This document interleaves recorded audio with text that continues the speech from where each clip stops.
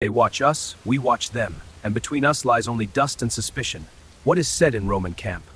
What orders does Varro give in the dark? This ignorance is a blade at my throat. My lord, there may be a way to know what is said in the Roman camp. Which one?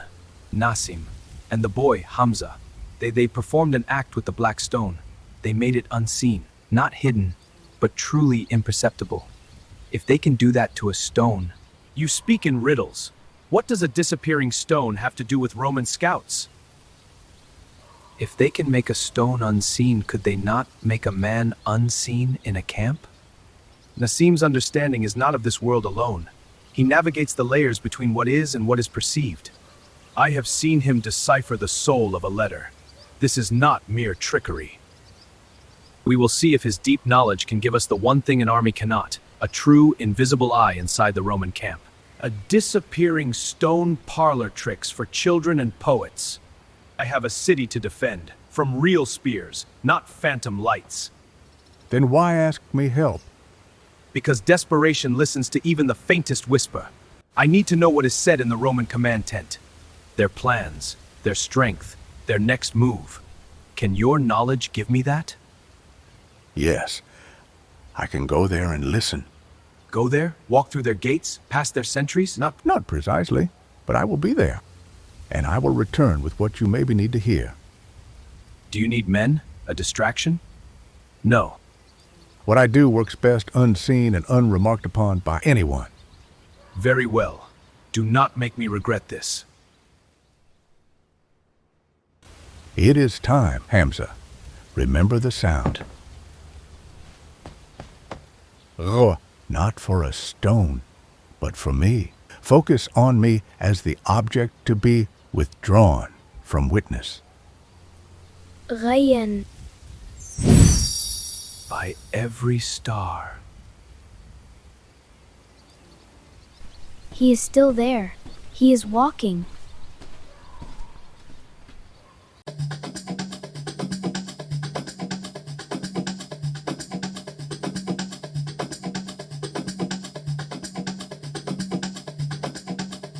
The source confirmed it again today. The division is real. Walid and the fugitive Safwan are at odds. The city is tense. More importantly, merchants are starting to bypass Jorash. They see our checkpoints as a risk. The city's grain supply from the south was delayed by 2 days. Good. Let him feel the pinch. Let his people grumble. A hungry city is a divided city. And a divided city is easier to break without a fight. Our little bird sings a useful tune. Now, your report. What of the slaves in Egypt?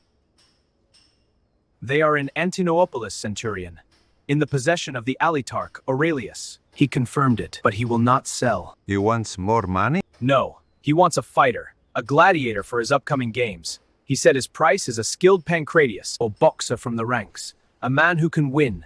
Only then will he release the 2 Arabs. A gladiator.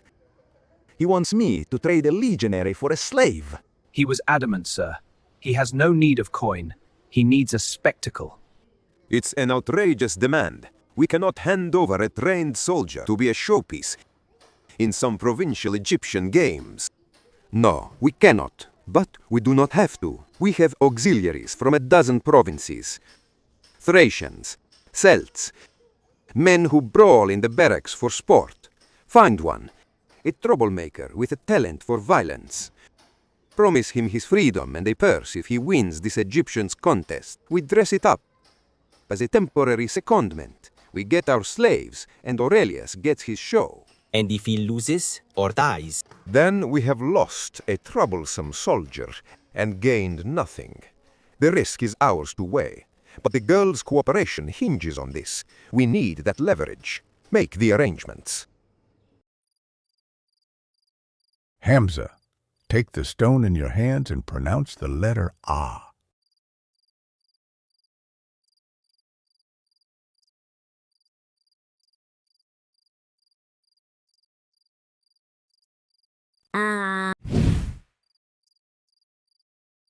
Well, what did you hear? The centurion is convinced. He believes your rift with Safwan is real and deep. He rejoices that merchants avoid the city and that supplies are strained. He sees your strength crumbling. His Optio will soon come to offer assistance in finding the fugitives, believing you are now vulnerable and might deal. Good. Let him savor the lie. Let him grow confident and blind in his own cleverness. The net tightens, but around his neck, not ours.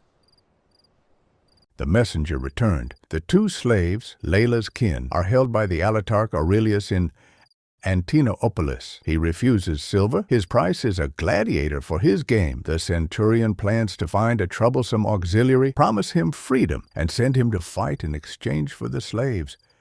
He needs them to maintain his hold over Layla. Then we must claim that prize before he does. We must be the ones to deliver her family to her. It would bind her loyalty to you irrevocably, Lord Walid, and sever her last tie to Rome.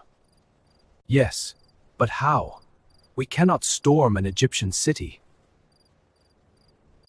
We do not need to. We send a fighter to win them. I will go. I will present myself to this Aurelius. As the gladiator sent by Centurion Varro, I will enter his games and claim the slaves as my champions do. I will go with him. Where the stone goes, I must go. Its nature is tied to perception itself. On this errand of deception and rescue, such knowledge may be our greatest weapon. I can help us remain overlooked. So be it. You will leave as the centurion grows complacent, believing my house divided. You will steal the prize from under his nose. Use his own arrogance as your shield. It is the design that is in your palm, in my palm, in the palm of a Roman centurion and a Himyarite queen. It is the universal mark. Look not at the size, not at the scars or the dirt. Look at the pattern itself. Here, the same meeting, the same angle, the same design. And this is the letter Kaf. It is the design on the palm, the mark that every single human carries and said, this is the sign for as, for like. Because if you want to show how two things are similar, you show the mark they both share. And every human shares this. So, the letter means same? It means the basis of sameness. It is the root of comparison. In Hebrew, kaf means like. In Arabic, kaf asks kaifa, how? Which is to ask, in what way is this like something I know? The sound K is the sound of recognizing the shared pattern. It is the first step out of ignorance, seeing that one thing is like another. And they took that first step by looking at their own hands. You carry the first alphabet on your skin, Hamza, and so does everyone you will ever meet. The letter is the proof that we are all, in a fundamental way, written from the same source. And so, Majesty, General Safwan, along with the priest envoy and the sacred relic, are trapped within the walls of Jurash. The Romans have encircled the city with checkpoints. Their centurion watches like a hawk. Lord Walid protects them, but the Roman noose tightens daily. They demand the fugitives. But the pressure is immense. A single spark could ignite a war on his doorstep. The Black Stone? It is with them? In that besieged city? Yes, Holiness. It was the core of our message. The stone is there, trapped as we are. First, they choke our sea lanes with their tariffs and inspections. Now, they send their soldiers to skulk at the gates of an allied city, hunting my blood and holding a sacred trust hostage in the dust. They have ventured too far south. They forget the length of our arm. We will remind them. Summon Captain Theron. He is to prepare 100 of our best soldiers. Then there are skirmishers and archers who know the desert like their own breath. And he is to take 3 of the war elephants from the royal stable. The elephants, Majesty. The journey is long and harsh. They are a message. Let the Romans see them on the horizon and understand. They are not dealing with a scattered tribe, but with a kingdom. The sight will shake their confidence more than 1,000 infantry. They depart today. No delay. You have done your duty. Rest. Then return and tell my cousin Walid to hold fast. Tell him that Himyar does not abandon Jurash, and tell the Romans that their southern adventure ends at the walls of Jurash.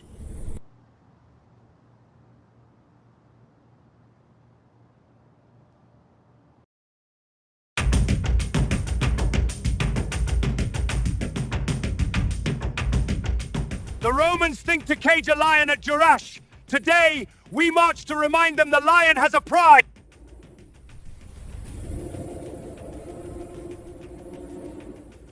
And their roar, and its roar will shake their walls.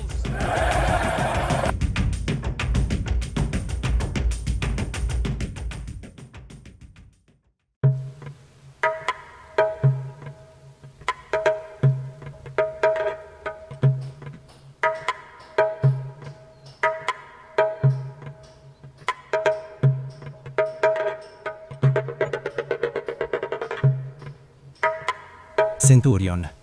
Dispatches from Damascus. No reinforcements are coming. The garrison is stripped bare. Emperor Valerian is encircled and in grave peril in the east against the Persians. Every legion is recalled. Every auxiliary held in reserve. You are to hold your position with what you have. Then we have no hammer, only a bluff. We make our bluff a convincing one. Double the patrols. Make the watchtower builders work through the night with torches. Let every movement we make scream imminent assault. His fear must do the work our missing centuries cannot. We intimidate him into handing over the fugitives himself. It is our only move now.